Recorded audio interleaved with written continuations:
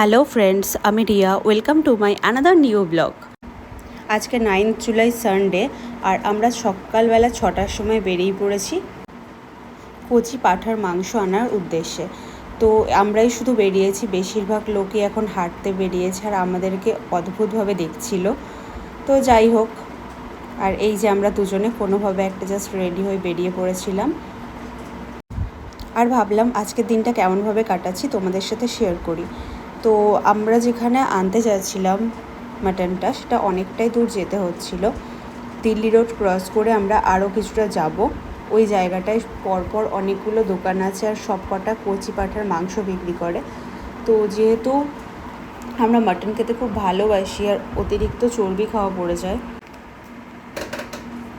তাই জন্য ডিসাইড করেছিলাম এই মাংসটা খাবার। এই জায়গাটা আমি তোমাদের আগেও ব্লগে দেখিয়েছি। তো আমরা অন্য সময় দিল্লি রোডে বেরিয়ে যাই, আজকে জাস্ট ক্রস করে ওই দিকটায় চলে যাচ্ছি।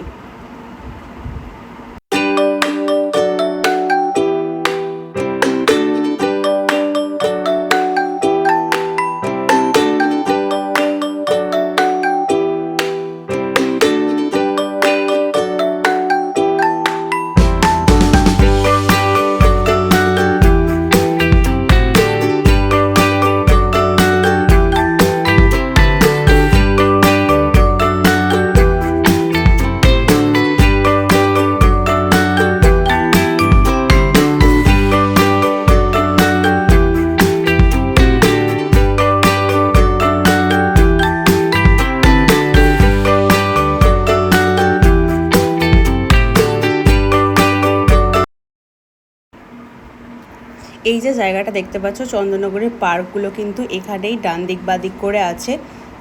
যেমন ধরো নিউ দীঘা, ছুটি, আর আরও কয়েকটা পার্ক আছে। তো আমরা গল্প করতে করতে এগিয়ে আরও যাচ্ছিলাম যে কোন দোকান খোলা আছে আর কোথায় গিয়ে আছে সেই দেখে কেনার জন্য। আর এখানে হঠাৎ করেই দেখলাম রাস্তাটা খুব সুন্দর করেছে, আবার সামনে ওই যে সাদা জিনিসটা দেখতে পাচ্ছ, ওটা একটা লোকনাথ বাবার মন্দিরও করেছে। আমরা তো দেখে অবাক, অনেক দিন এদিকে আসাও হয়নি। তো হঠাৎ করেই দেখলাম এটা হয়েছে, আর সকালবেলা বেরিয়ে একটা আলাদাই এনার্জেটিক ফিল করছিলাম। আমি তো যেতে যেতে প্ল্যানিংও করছিলাম যে রোজ সকালে এবার থেকে আমরাও দুজনে মর্নিং ওয়াকে বেরোবো। তো সৌভিক তো কিছুতেই সকালে উঠতে রাজি না, বাট আমি ওকে ঠিক নিয়ে বেরোবো, আর সেটাও তোমাদের ব্লগে অবশ্যই দেখাবো একদিন। তো যাই হোক, এই একটুখানি এগিয়েই দেখো ডান দিকে পার্কগুলো দেখা যাচ্ছে। তো এখান থেকে আমরা আরও আগে এগিয়ে গেলাম। আর সকালবেলা দেখো লোকজন এত কম বলে রাস্তায় চারিদিকটা এত সুন্দর লাগছিল।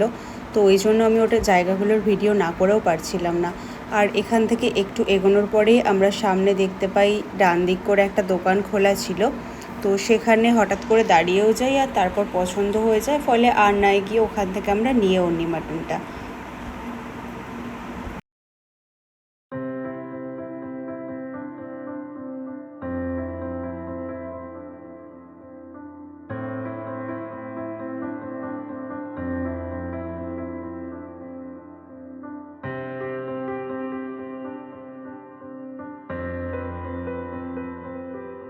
আর এই যে জাস্ট দেখো একটু আগেই ডান দিকে যে দোকানটা দেখতে পাচ্ছ, আমরা এটা দেখেই দাঁড়িয়ে পড়েছিলাম। আর এই দোকানের লোকটার ব্যবহারও খুব ভালো লাগলো দেখে এখান থেকেই মাটনটা নিয়েছিলাম। আর অ্যাকচুয়ালি মাটনটা খুবই ভালো ছিল, সেটা আমি তোমাদের বাড়ি গিয়ে দেখাচ্ছি। তো মাটন নেওয়া হয়ে গেছে, এখন আমরা ভাবলাম যেহেতু ভোরবেলা উঠেছি তো একটুখানি চা খেয়ে আসি। আর আমাদের চা খাওয়া মানেই চন্দননগর থেকে মানকুণ্ডু যেতে হয়। মানকুণ্ডুতে দিল্লি রোডের ধারে একটা দোকান আছে, ওখান থেকেই আমরা ম্যাক্সিমাম টাইম চা খাই। আর এই যে সকালবেলা আমরা যে কাজে গেছিলাম সেটাতে সফল হওয়ার পর আমরা দুজনেই খুব খুশি। এবারে যাচ্ছি চায়ের দোকানের উদ্দেশ্যে। তো আবার এই ক্রসিংটার এখানে চলে এসেছি। এখন আমরা এখান থেকে একটু ডান দিকে চলে যাব চাটা খেতে, দেন চা খেয়ে আবার বাড়িতে চলে যাব। আর এই যে চন্দননগর থেকে মানকুণ্ডু ডিস্টেন্সটা যেহেতু খুবই কম, আমরা চলেও এসেছি আর চাও নিয়ে নিয়েছি। তো এই যে সৌভিক, চলো টাকাটা দিয়ে এখন একটু এখানে বসে চাটা খাবো, আর চাটা খাওয়ার পর ঝটপট আমরা বাড়ি চলে যাব। চা খেতে খেতেও একটা ছোট্ট টিপ নিয়ে নিয়েছিলাম, আর ব্যাস চা খাওয়া হয়ে যাওয়ার পরেই আমরা তাড়াতাড়ি করে আবার বাড়ি চলে গেছিলাম। আর যেহেতু আমার কোনোদিনও ভোরবেলা ওঠা হয় না, তো উঠে আজকে দেখলাম বাড়ির গাছে বেশ কতকগুলো ফুল হয়েছিল, সেগুলো তাড়াতাড়ি করে তুলে নিয়ে একবারে ওপরে চলে এসেছি। আর এই দেখো হচ্ছে সেই ফুলগুলো। তো যাই হোক, এবার আমি মাটনটা ভালো করে ধুয়ে নেব। আর একটুখানি আমি যদিও বাড়ি যাব আজকে, তাও রান্নাটা কিছুটা এগিয়ে নিয়ে তারপরে বাড়ি যাব। তো মাটনটা এখন ভালো করে ধুয়ে টুয়ে নেব। আর এই যিনি এদিকে বাসন গোছাচ্ছেন। তো তারপর আমি এদিকে আলু ভাজাও বসিয়ে দিয়েছিলাম। আর আমি এটার জন্য একটা স্পেশাল মশলা তৈরি করে নেব। সেই মশলাগুলো কী কী দেবো তোমাদের দেখাচ্ছি। তেজপাতা দিলাম, দারচিনি দিলাম, জায়ফল দিলাম, তারপর এলাচ দিলাম, এবারে দিয়ে দিলাম জয়িত্রী অ্যান্ড লবঙ্গ আর একটু শুকনো লঙ্কা।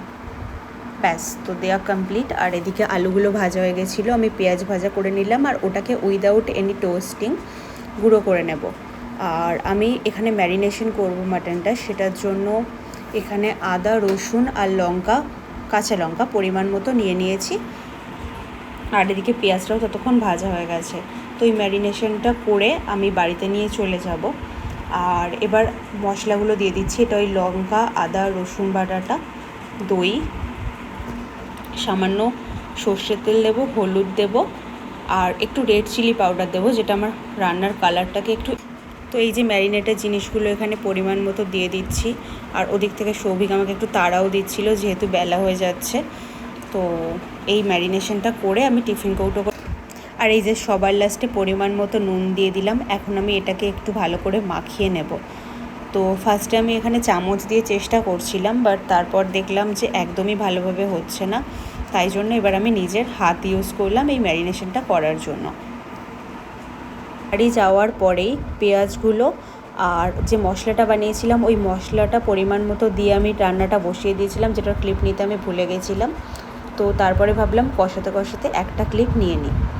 তো এই দেখো রান্নাটা অনেকটাই সেদ্ধ হয়ে আসছে। আর ওইটা হচ্ছে চর্বি, যেটা একটাই আমি চেয়ে এনেছিলাম, যেহেতু আমার খুব পছন্দের, তাই জন্য। আর আমার রান্নাটা কেমন হয়েছিল ওটার রিয়াকশন এক্ষুনি দেখতে পাবে। দাঁড়াও, এই যে আমি জিজ্ঞেস করছি কেমন হয়েছে, এটা হচ্ছে তার রিয়াকশান ছিল।